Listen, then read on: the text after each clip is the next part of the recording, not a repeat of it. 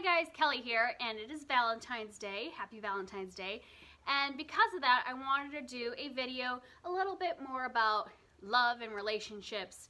And so I'm going to do a recommendation video about my top 5 YA books that involve the letter writing trope. So you could call that the like you got mail trope or whatever, where there are two characters that are anonymously writing either through letters, emails, texts, whatever, that don't know each other and are building a relationship that way. And they might be also building a relationship in real life and not know that that is the person that they are talking to anonymously.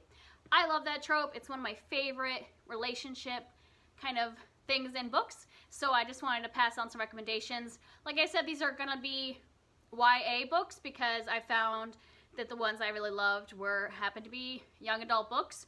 But I did have one honorable mention that is an adult book, just in case you're not somebody that reads young adult and you wanted an adult book that has the same trope.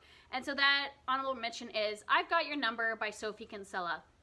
And also the other reason why this is an honorable mention and not one of my top recommendations is because all of the ones that the YA ones I gave, I think, 5 stars to, where this one I only gave 3.5 stars, but I do think it was really enjoyable. This is about a woman who loses her phone. She finds a phone in a trash can and starts using it, but then of course the person that owns the phone starts like messaging her, and it turns out the owner is a businessman whose personal assistant decided to quit, and that's why the phone was in the trash can.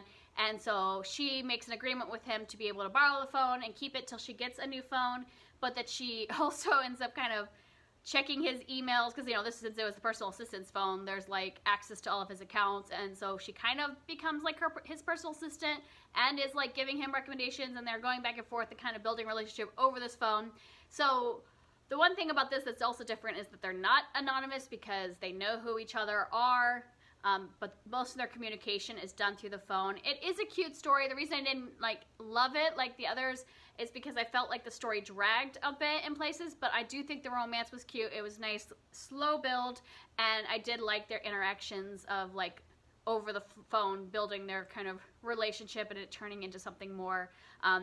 So if you like kind of a slow burn on that and want an adult book, that's the one I would suggest. Now to my top 5 of the young adult books that have this trope. And I'm going to do these in kind of order of the way I like them. So start with maybe the one I like the least to the one I love the most, though I really enjoyed all of them. Mostly, actually, it's probably in the order of when I read them, because the first one I read long enough ago that I don't remember it as well as the top one. But number 5 is PSI Like You by Casey West. And this is about a girl, Lily, who one day in class is writing some song lyrics that she likes on her desk, and the next day she comes back and somebody has responded with the rest of the song lyrics, and it was kind of an obscure band, so she thinks, oh, this is somebody that has the same taste as me. She doesn't even know at this point if it's a boy or a girl or anything, and they start talking on the desk. When they run out of room on the desk, they start going to passing notes, and the relationship builds from there. So some of the things I liked about this book, outside of the letter writing, was there's kind of a hate to love romance happening in real life with a boy that she hasn't been getting along with, and they are starting to be thrown into situations together and realize that they have more in common than they originally thought. And then there's also kind of like that mistaken identity of who she's talking to in the letters, and she has figured out who it is, but then she thinks that he thinks it's somebody else. And that kind of whole mistaken identity, which, you know, adds a little drama, but I think it actually works in the story and adds to the way they figure out who they're talking to and how it affects that relationship. I also really just liked the whole note passing under the desk kind of thing. It was just really cute. So number 4 is Alex Approximately by Jen Bennett. And this is about Bailey, who has been talking online with a boy about classic movies. They're both really big fans, and they live on opposite sides of the country, but she finds out that she's actually going to be moving to really close to where he lives because she's going to be moving in with her father. But she doesn't tell her online friend that she's going to be moving there because she feels that pressure of like, will we connect in real life and all that. And so at the same time that she's connecting with this person online, she is moving to the new town and she meets a guy at work, and they kind of have like a hate to love relationship, and we are kind of like following both relationships. She feels torn, like she still hasn't told her online friend that she's in town, and then she's kind of like starting to feel a connection with this other person. And so this one, what I liked about it was that even though we have that whole kind of like her torn between the two people, the online person, the real life person, there's not much like real drama like created in this book. I really just like that it's not over the top drama like some YA books can be. And then even though we're having a little bit of that like secret relationship, I don't feel like it's overly dramatic. I feel like it feels like a real relationship she's building with this boy in real life. And so I very highly enjoyed it. Number 3 is Simon versus the Homo Sapiens Agenda by Becky Albertalli. And this one is about Simon, who sees a post online from a boy who calls himself Blue, saying that he feels like he's not being his true self because he's gay and hasn't come out. Well, Simon also is gay and hasn't come out, so he writes to this boy Blue in secret, and they start having an online relationship with code names so they don't know who the other person is. And the things that I really loved about this book was that I thought that their like online writing was just like so cute. Like their relationship building up was adorable.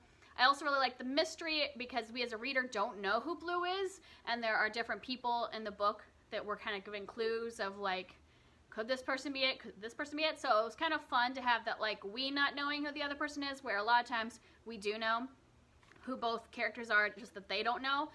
So I liked that aspect of the mystery part. I also really liked in this one that we really got to know Simon's friend group and his relationship with his family and all that. So I just thought it was overall a really great story. Next one, number 2, is Tell Me 3 Things by Julie Buxbaum. And in this one, Jessie moves to a new town, and I think it's after her like first or second day of school, she gets an anonymous email by somebody called Somebody Nobody, and they're like basically telling her that they will be her guide to the school, as seems to like she feels a little out of place. At least this person like perceives that. And so they start having a like online relationship, and it eventually moves to like texts and stuff like that. So she and Somebody Nobody develop this online relationship where he's basically kind of helping her to figure out how to fit in the school and build relationships. And she doesn't feel like she's connecting with people in real life, so she feels like he's her only friend and all that. Things I love about this was that I thought their relationship was just like such a sweet build. You know, she's suspicious at first, thinking that like this person is just kind of tricking her or something like that, but eventually like she starts to really trust Somebody Nobody, and she really wants to meet this person. But there's also that fear factor of like what will be like in real life. Will there be a disappointment?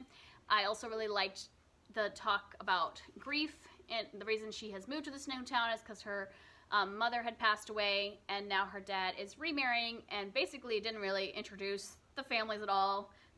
He and this woman just got married, and they each have kids, brought them together, and now they're living together. And so there's that whole like suddenly having a new family and dealing with grief and all that. And so I really enjoyed all those aspects, and kind of like the way the family issues are dealt with, of how you just start to open yourself up to a step family and such. So I really enjoyed that one. And then number 1 is Letters to the Lost by Bridget Kimmerer. If you saw my review, I think last week on this, you probably could have guessed that this would be top 1. I loved it. This is about Juliet, who her mother also just passed away. So I read these actually like within a week of each other, which probably is not a good idea because they both are like dealing with the mother passing away and then like the letter writing trope. So maybe don't read them right back to back, because they probably will mix together in my head forever now.